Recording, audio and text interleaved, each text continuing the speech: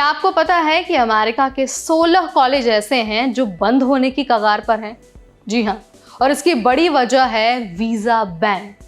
America की Trump सरकार की जो वीज़ा पॉलिसी है वो इतनी सख्त हो चुकी है कि कई कॉलेज अब चल ही नहीं पा रहे। इन कॉलेजों में ज़्यादातर इंटरनेशनल स्टूडेंट्स पढ़ते थे और अब वीज़ा मिलने में दिक्कत आ रही है तो कॉलेज की कमाई भी रुक गई है। तो आज के इस वीडियो में हम आपको बताएंगे कि आखिर ये पूरा मामला है क्या, किन कॉलेजों पर असर पड़ा है और स्टूडेंट्स के लिए इसका क्या मतलब है। Hi everybody, I am Neha Upadhyay and you are watching me on NBT Tech Ed। Trump की नीतियों के तहत हाल ही में इंटरनेशनल स्टूडेंट्स के वीज़ा पर कई सारी रोक लगाई गई है। F1 वीज़ा और J1 वीज़ा खास तौर पर प्रभावित हुए हैं। कई देशों के स्टूडेंट्स को अब या तो वीज़ा मिलने में दिक्कत हो रही है, उन्हें देर से वीज़ा मिल रहा है या फिर उनका वीज़ा रिजेक्ट किया जा रहा है।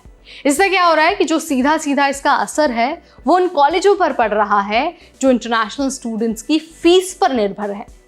अमेरिका के कई सारे ऐसे प्राइवेट कॉलेज हैं जहां पर 40 से 60% स्टूडेंट्स इंटरनेशनल होते हैं।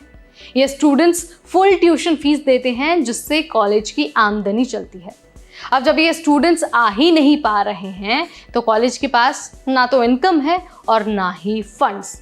इसीलिए 16 से ज़्यादा छोटे और मिड साइज कॉलेज बंद होने की कगार पर है। तो देखिए, अगर हम इन कॉलेजेस की बात करते हैं तो इसमें हल्ट इंटरनेशनल बिजनेस स्कूल जो बॉस्टन में है उसका नाम शामिल है और सेंट फ्रांसिस कॉलेज जो न्यूयॉर्क में है उसका भी नाम शामिल है। ये वो कॉलेज हैं जिनकी रैंकिंग चाहे बहुत हाई ना हो लेकिन ये लाखों स्टूडेंट्स के लिए एंट्री पॉइंट होते हैं अमेरिका में पढ़ने के लिए। अब देखिए, अगर इन सारी चीज़ों की अगर हम बात करते हैं तो इसमें सबसे बड़ा रोल इंडियन स्टूडेंट्स का है, क्योंकि इंटरनेशनल स्टूडेंट्स में जो भारतीयों की संख्या है वो बहुत ज़्यादा है। तो हम ऐसा कह सकते हैं कि भारतीयों को एंट्री ना देना, भारतीयों को वीज़ा ना देना अमेरिका की सबसे बड़ी गलती है और भारतीयों के बिना अमेरिका के कॉलेज बंद होने की कगार पर हैं। अब देखिए, ट्रम्प सरकार का पूरा फोकस है अमेरिका फर्स्ट और इसी वजह से जो वीज़ा पॉलिसी है उसको और ज़्यादा सख्त किया जा रहा है। ट्रम्प का मानना है कि इंटरनेशनल स्टूडेंट्स अमेरिकी लोगों की नौकरियां छीनते हैं, जबकि हकीकत तो इससे बहुत अलग है। अब स्टूडेंट्स को इंटरव्यू में सोशल मीडिया तक दिखाना पड़ रहा है, डिले हो रहा है और रिजेक्शंस भी बढ़ गए हैं। लेकिन ऐसा नहीं है कि सिर्फ वीज़ा पॉलिसी सख्त होने की वजह से इंटरनेशनल स्टूडेंट्स और भारतीयों को ही नुकसान है। अब देखिए, जो कॉलेज बंद होंगे वहाँ पर काम करने वाले जो हज़ारों लोग हैं उनकी भी नौकरी जा सकती है।